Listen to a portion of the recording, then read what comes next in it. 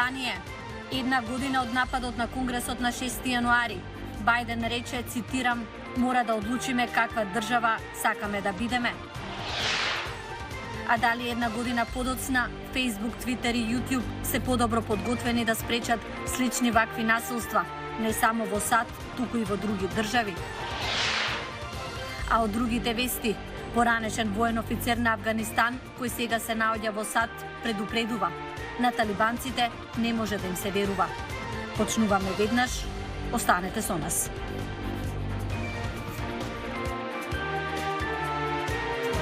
Добре дојдовте во Newsflash. Јас сум Билена Ѓоргиевска.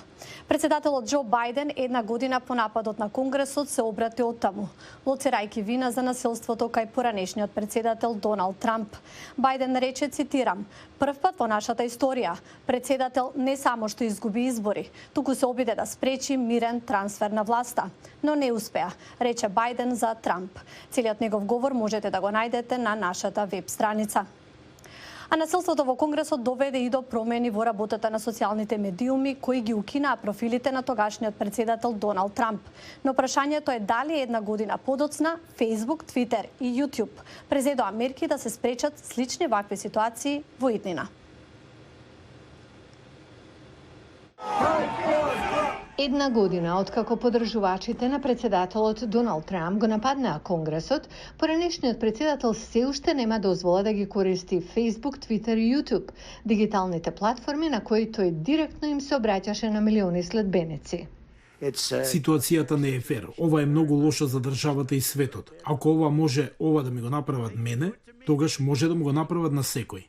6 јануари беше момент за освестување на социјалните медиуми.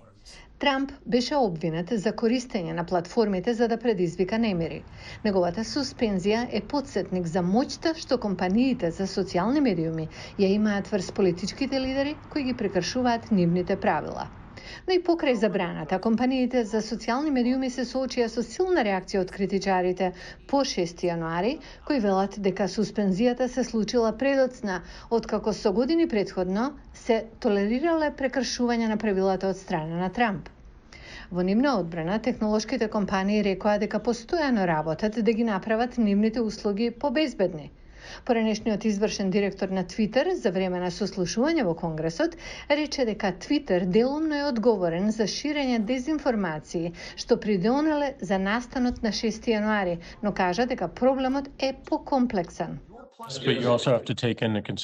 Треба да се земе предвид и поширокиот екосистем. Не се работи само за технолошките платформи што ги користиме. Беа направени некои промени.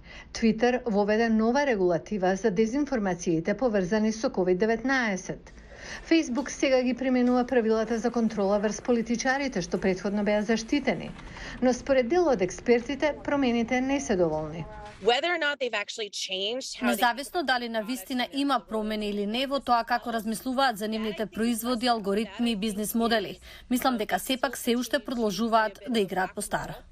Во пресрет на изборите годинава, се уште постои потенцијал социјалните медиуми да придонесат за нови немири, велат наблюдувачите. Навистина треба да се планира од сега. Не сум видела дека компаниите го прават она што би сакала да го видам. Некои критичари укажуваат на начинот на кој компаниите заработуваат преку реклами и креирање алгоритми што потенцираат екстремна содржина, а која поттикнува реакција.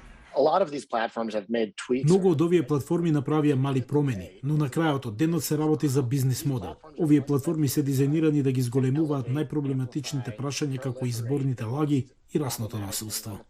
Документите што ги објави свиркачот на Facebook покажаа дека некои од овие проблеми им биле познати на извршните лица на компаниите. Во 2022 година законодавците би можеле да се обидат да ги принудат компаниите да направат поголеми промени за регулирање на нивната контроверзна содржина, како и да бидат потранспарентни за тоа што прават. Повеќе информации поврзани со 6 јануари можете да најдете на останатите платформи. А од другите вести, над 20% од децата во Македонија на возраст од 1 до 14 години били изложени на насилство. Останете со нас, за ова ќе слушнете веднаш по уште еден извештај од Америка, овој пат за афганистански воен офицер кој успеа да дојде во САД. Но што предупреди за талибанците?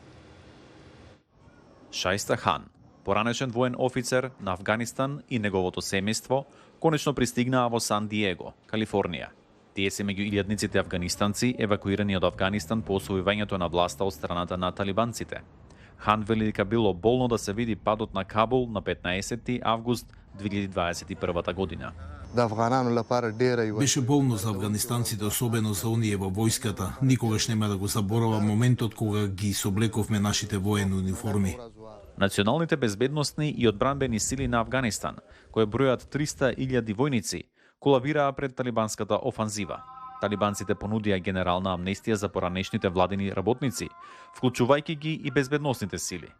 Но групите за човекови права ги обвинуваат талибанците за противзаконски убиства и принудни исчезнувања. Хан вели дека не може да им се верува на талибанците. Дури и сега тие би убиле некој што работел за владата, независно дали бил воено или цивилно лице. Тие лажат и нема да ги исполнат ведувањата. Обединетите нации предупредија дека Афганистан се соочува со длабока хуманитарна криза и убиствата се зголемиле низ целата држава под талибанска власт. Истражување на Државниот завод за статистика покажа дека 4 од 100 од родителите и старателите сметаат оти физичкото насилство при воспитување на децата е неопходно. Мики Трајковски за ова. Новите генерации на деца кои што растат бараат друг приотип и инаква едукација, а не физичко насилство, вели Роза Костевска, едукатор за деца од Охрид. Поратоците од истражувањето на Државниот завод за статистика, како дел од глобалната програма за состојбата на децата и жените, покажуваат дека 22% од децата во Северна Македонија на возраст од 1 до 14 години биле подложени на ненасилни методи на дисциплинирање, наспроти високи 73% кои доживеале насилен метод на дисциплинирање. 45% од децата биле подложени на било какво физичко казнување во текот еден месец, од кои 7% на тешки форми на физичко казнување. А тоа се чувствува и кај децата што идат во градинка.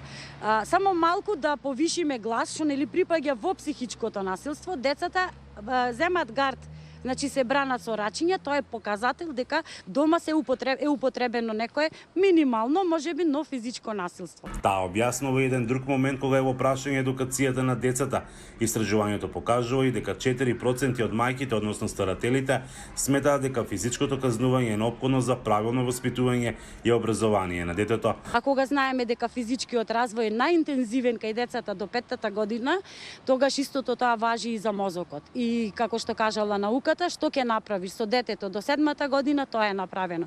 После тоа веќе корективно се работи. Ваквите податоци не смееме да ги игнорираме, велат од првата детска амбасада во селот Меѓаши. Затоа што укажуваат на тоа дека се потребни значајни промени поврзани со воспитниот стил на родителите, посебно ако имам во предвид одредени сваќања или стереотипи во насока на тоа дека ќотекот од рајот излегол и дека ништо не е доколку детето го удриме. Косевска причината е гледа и во брзото темпо на живот на родителите, кои немаат доволно време да им посветат внимание на своите деца. Тоа се должи на воспитувањето на родителите, како биле воспитувани како деца и ги применуваат истите тие методи за воспитување на сопствените деца. Од Меѓаши пак велат дека станува збор за мултифакторски проблем. Слабата институционална политика, понатаму неадекватните услуги и грижата за жртвите. Тука можеме да ги вброиме факторите кои што се однесуваат на сиромаштијата и слабата економска заштита.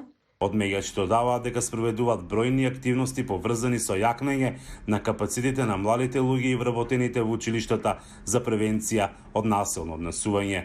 Од Охрид за Гласот на Америка, Мики Трајковски. Од мене толку, а за сите што го слават Божиќ, среќен празник. Пријатно до утре.